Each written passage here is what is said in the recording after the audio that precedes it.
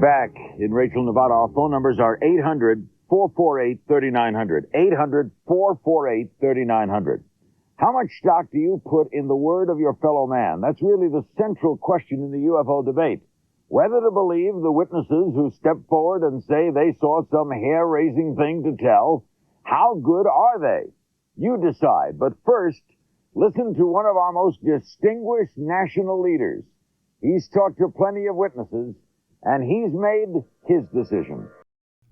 This is the October 1st, 1994 TNT broadcast of the UFO Coverup, live from Area 51, with CNN's Larry King as host. I'm interrupting his dramatic introduction of former Senator and U.S. Air Force Reserve Major General Barry Goldwater, but we will get right back to it. Goldwater was a desired high-profile target for a UFO interview because 6 years prior, in April of 1988, he reconfirmed previous UFO statements in an interview with The New Yorker. King's staff would have been aware of this.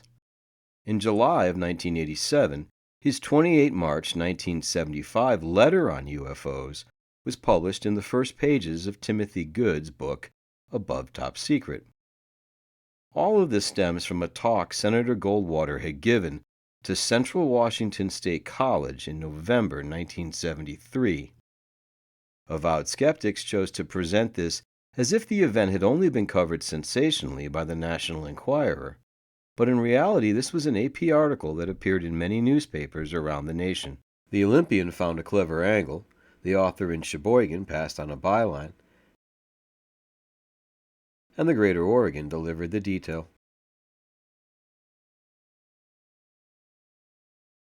Here's what Barry Goldwater had to say for Larry King in 1994. I think the government does know. Barry Goldwater, Senator, presidential candidate, and believer.